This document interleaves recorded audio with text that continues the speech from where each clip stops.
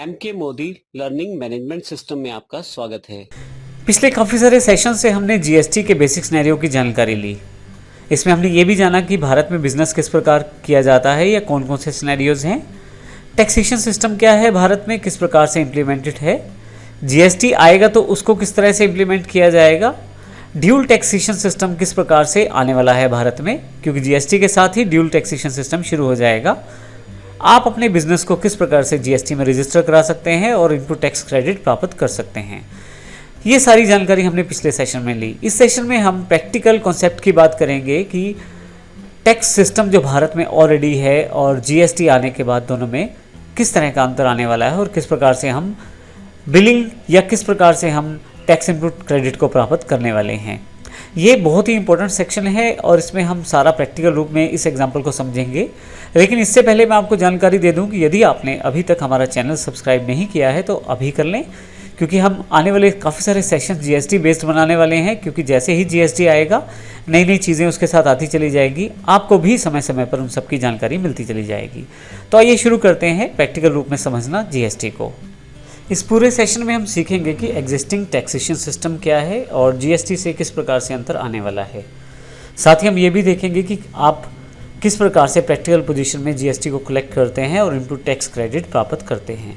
परंतु यहाँ मैं आपको एक सुजेशन देना चाहूँगा कि आप हमारी वेबसाइट्स पर जाकर जो एग्जाम्पल मैं बताने वाला हूँ उसकी ऑलरेडी एग्जिस्टिंग शीट को डाउनलोड कर सकते हैं और उसको अच्छी तरह से समझ सकते हैं। आप इन दोनों वेबसाइट्स issstworld.com या smartosystems.in के डाउनलोडेबल सेक्शन पर जाकर आसानी से ये शीट्स को डाउनलोड कर सकते हैं ताकि प्रॉपर रूप में आप इसे समझ पाएँ। तो आइए शुरू करते हैं।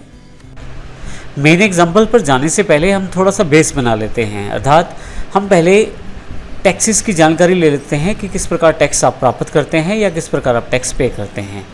सिंपल एग्जांपल है, बिल्कुल डीलर ए है हमारे पास, जिसके पास एक 100 रुपये की कॉस्ट का प्रोडक्ट है। वह 20 रुपये अपना मार्जिन जोड़ता है और साथ में 30 रुपये उस पर टैक्स ले लेता है, जिसको भी ये ए माल बेचेगा। तो टोटल 150 रुपये इसने प्राप्त किए, जिसमें 30 रुपये टैक्स भी था। डीलर बी ने इसी माल को खरीदा 150 रुपये में, जिसमें 30 रुपये टैक्स पे कर चुका है। अर्थात डीलर बी ऑलरेडी 150 रुपये वाले माल में 30 रुपये टैक्स भी पे कर चुका है। प्रॉफिट जोड़ा इसने 20 रुपये और आगे जिसको इसने माल बेचा उससे 40 रुपये टैक्स के लिए, टोटल 210 रुपये। अब यहाँ ध्यान दीजिएगा कि डीलर बी ने 40 रुपये प्राप्त किए सेल पे टैक्स के रूप में और 30 रुपये ऑलरेडी ये पे कर चुका है टैक्स के रूप में ए को। तो यहाँ पे यदि 40 में से माइनस कर दिया जाए 30 को, तो आपके पास 10 रुपये रह जाएंगे। ये 10 रुपये जो टैक्स है ये डीलर बी को जमा करवाना है गवर्नमेंट को। अब यहाँ पे गवर्नमेंट ने असल में इनपुट टैक्स क्रेडिट दिया है डीलर बी को, क्योंकि डीलर बी ऑलरेडी 30 रुपये टैक्स के रूप में पे कर चुका था जब इसने माल ए से लिया था, क्योंकि देखिए 150 रुपये में 30 रुपये शामिल थे। तो इस तरह से ये जो आपको टैक्सेशन में क्रेडिट मिलता है इसे इनपुट टैक्स क्रेडिट कहते हैं। जब आप परचेज पे कोई टैक्स पे कर चुके होते हैं तो आप उसका इनपुट टैक्स क्रेडिट प्राप्त कर सकते हैं। लेकिन ध्यान रखिएगा, सभी तरह के टैक्सेस का इनपुट टैक्स क्रेडिट नहीं मिलता। इसकी जानकारी हम इस एग्जाम्पल में भी समझने वाले हैं। यहाँ पर हमारे पास 2 टेबल दिए गए हैं। सबसे ऊपर वाला जो टेबल है वो हमारे पास विदाउट जीएसटी, अर्थात जो हमारे पास एग्जिस्टिंग टैक्सेशन सिस्टम है उसके आधार पर कार्य करेगा। नीचे जो टेबल दिया गया है दूसरे वाला, इसमें यदि आप देखें तो ये हमारे पास कैलकुलेशन जो शो करेगा वो जीएसटी बेस्ड, अर्थात जीएसटी के साथ करेगा। आइए सबसे पहले ऊपर वाले एग्जाम्पल को हम क्लियर करते हैं। यह जीएसटी के बिना है, अर्थात यहाँ पे जीएसटी का प्रयोग नहीं किया गया। यहाँ पे हमने उन टैक्सेस का प्रयोग किया गया है जो प्रेजेंटली इंडिया में प्रयोग किए जा रहे हैं। अब यहाँ यदि आप देखें तो हमारे पास, इसको पहले पूरी तरह से समझते हैं। ऊपर की तरफ डीलर आपके प्रोडक्ट का कॉस्ट, एक डीलर जो प्रॉफिट जोड़ता है 20% माना गया है सेलिंग प्राइस, उसके पश्चात कुछ टैक्सेस दिए गए हैं जैसे एक्साइज, सीएसटी और वैट। फाइनली टैक्सेस को जोड़ के जो प्राइस आता है, टैक्स जो आप पे करते हैं अपनी परचेज पे, टैक्स जो आप रिसीव करते हैं सेल पे, और फाइनली जो आपको टैक्स गवर्नमेंट को पे करना होता है उसकी जानकारी यहाँ पे दी गई है। हम यहाँ से हरियाणा से शुरुआत करते हैं। मान लीजिए हमारे पास हरियाणा और पंजाब 2 स्टेट्स हैं। सबसे पहले ए डीलर जिसके पास 1000 रुपये की कॉस्टिंग का प्रोडक्ट है वह अपना 20% मार्जिन जोड़ता है, अर्थात 200 रुपये, और 1200 रुपये उसका सेलिंग प्राइस हो जाता है।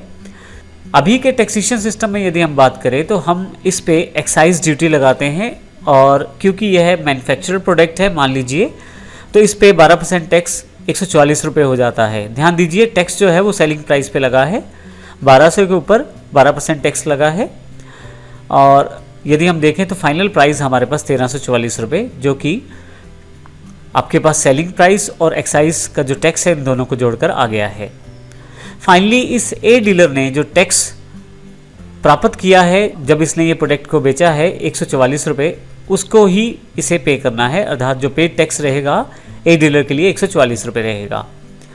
लेकिन जैसे ही हम दूसरी रो में आते हैं तो बी डीलर को जो कॉस्ट पड़ता है इस प्रोडक्ट का 1344 रुपये, क्योंकि बी ने इसे 1344 रुपये में खरीदा है टैक्स पे करके। इसमें इसने 20% प्रॉफिट अपना जोड़ा और इसका प्राइस हो गया 1613 रुपये। अब इसमें टैक्स के रूप में वैट को जोड़ा गया है जो कि 5% है मान लीजिए इसके प्रोडक्ट पे, क्योंकि बी डीलर ट्रेडिंग करता है तो इस पर एक्साइज एप्लीकेबल नहीं होगा, इस पर वैट एप्लीकेबल होगा। अब यहाँ पे 81 रुपये जो टैक्स है वो 1613 रुपये में जोड़ा जाएगा और टोटल जो फाइनल प्राइस हो जाएगा 1693 रुपये। यहाँ पे यदि आप देखें तो टैक्स जो रिसीव हुआ है वो 81 रुपये रिसीव हुआ है। यहाँ पे जो ऑलरेडी बी टैक्स पे कर चुका है 144 रुपये के रूप में ए को, उसको यह इनपुट टैक्स क्रेडिट के रूप में प्राप्त नहीं कर पाएगा। उसका कारण यह है कि इसने जो टैक्स पे किया है वो एक्साइज टैक्स था और आगे ये जो टैक्स अभी प्राप्त कर रहा है ये वैट है, तो इस तरह से ये इसमें एडजस्ट नहीं कर पाएगा। तो अल्टीमेटली इसको ये टैक्स गवर्नमेंट को पे करना पड़ेगा 81 रुपये के बीच में। इसी तरह से बी ने सी को बेचा माल 1693 रुपये की कॉस्टिंग के साथ, जो कि कॉस्टिंग सी को पड़ी है। सी इसमें अपना प्रॉफिट मार्जिन ऐड करता है 339 रुपये, जो कि 20% है। फाइनली 2032 रुपये का सेलिंग प्राइस आपके पास अवेलेबल हो जाता है। सी भी आगे ट्रेडिंग करता है तो वो अपना 5% टैक्स और जुड़ जाता है 102 रुपये।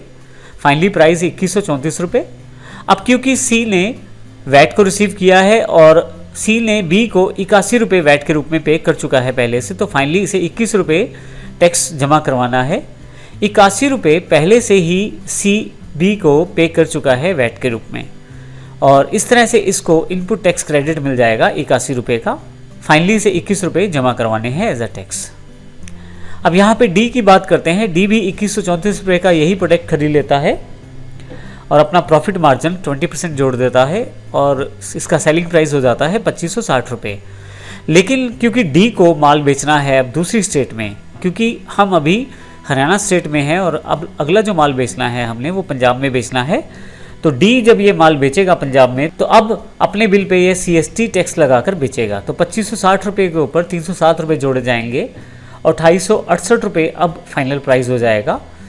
अब यहाँ पे ध्यान रखिएगा कि CST की इनपुट टैक्स क्रेडिट भी नहीं प्राप्त कर पाएगा डी, क्योंकि इसने यह माल दूसरी स्टेट में बेचा है। तो फाइनली इसको 307 रुपये एज अ टैक्स जमा करवाने पड़ेंगे।